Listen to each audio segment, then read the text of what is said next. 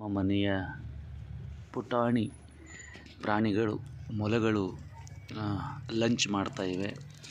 ಸ್ವಲ್ಪ ಅವಕ್ಕೆ ಚಪಾತಿ ಸ್ವಲ್ಪ ಅನ್ನ ಹಾಕಿದ್ವಿ. ಇವು ಜಾಸ್ತಿ ಕಾಯಿಪಲ್ಯ ತಿಂತವೆ. ಆವಾಗವಾಗ ಮಧ್ಯದಲ್ಲಿ 8 ದಿವಸದಲ್ಲಿ ಒಂದೆರಡು ಸಾರಿನೂ ಚಪಾತಿ ಒಂದು ಸ್ವಲ್ಪ ಅನ್ನ ಹಾಕ್ತೀವಿ. ಅವೆಲ್ಲ ಭಾಳ ಖುಷಿಯಿಂದ ತಿಂತವೆ ನೋಡಿ.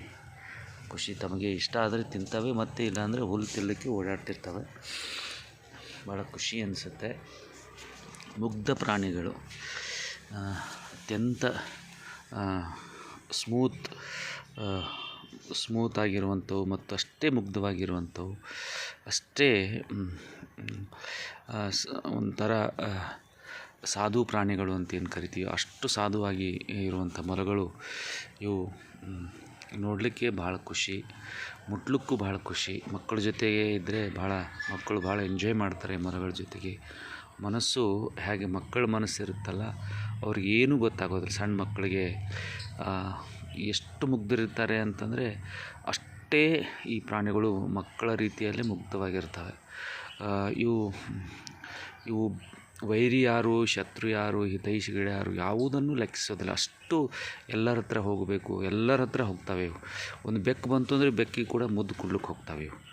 ಅಂದರೆ ಅವು ನಾನು ತಿಂತವೆ ಅನ್ನೋ ಒಂದು ಏನಂತೀವಿ ನಾವು ಅದಕ್ಕೆ ಅರಿವು ಕೂಡ ಈ ಮೊಲಗಳಿಗಿರ. ಅಂದರೆ ಅಷ್ಟು ಮುಗ್ಧವಾಗಿರುವಂಥವು, ಎಲ್ಲರಿಗೆ ಹಚ್ಕೊಳ್ಳುವಂಥ ಈ ಮೊಲಗಳು ಸ್ವಲ್ಪ ಈ ಬೆಕ್ಕುಗಳಿಂದ, ನಾಯಿಗಳಿಂದ ಸ್ವಲ್ಪ ದೂರ ಇರಬೇಕು ಈ ಪ್ರಾಣಿಗಳು. ನಾವು ಇವುಗಳನ್ನು ಸುತ್ತಲೂ ಒಂದು ಜಾಲಿಯನ್ನು ಹಾಕಿ ಇವುಗಳನ್ನು ರಕ್ಷಣೆ ಮಾಡ್ತಾಯಿದ್ವಿ.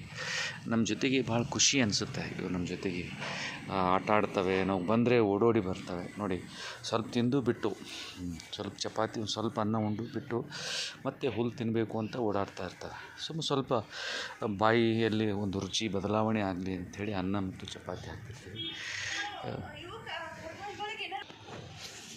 ಭಾಳ ಖುಷಿಯಿಂದ ಇವು ಓಡಾಡ್ತವೆ. ಮತ್ತು ನೋಡಿ, ಮತ್ತೆ ಬೇಕಾದರೆ ಮತ್ತೆ ಬಂದು ಅನ್ನ ಚಪಾತಿ ತಿಂತವೆ, ಓಡಾಡ್ತಿರ್ತವೆ. ಈ ರೀತಿ ಭಾಳ ಆನಂದವಾಗಿ, ಸ್ವಚ್ಛಂದವಾಗಿ, ಖುಷಿಯಿಂದ ಜಿಗಿದಾಡ್ತವೆ, ಓಡಾಡ್ತವೆ. ಭಾಳ ಮುಗ್ಧ ಪ್ರಾಣಿಗಳು ಈ ಮೊಲಗಳು, ಸಾಧು ಪ್ರಾಣಿಗಳು.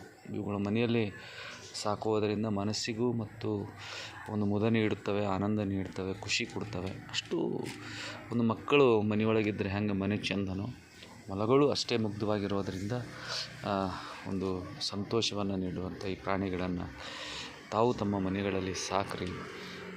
ಅವುಗಳಿಗೆ ಆಶ್ರಯ ನೀಡುವುದರ ಮುಖಾಂತರ ಪ್ರಾಣಿ ಪ್ರಿಯರಾಗ್ರಿ. ಒಂದು ಭೂಮಿ ಮೇಲೆ ಎಲ್ಲ ಪ್ರಾಣಿಗಳ ಬದುಕೋಕ್ಕೆ ಹಕ್ಕಿದೆ.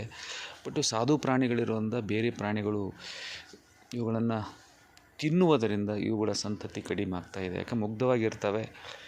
ಹೀಗಾಗಿ ಇವುಗಳನ್ನು ರಕ್ಷಿಸಿ. ಇದು ಮನೆಗೂ ಶೋಭಾ, ಮನಕ್ಕೂ ಶೋಭಾ ಅಂಥೇಳಿ ನನ್ನ ಮಾತನ್ನು ಮುಗಿಸ್ತಾ ಇದ್ದೀನಿ. ಎಲ್ಲರಿಗೂ ನಮಸ್ಕಾರ.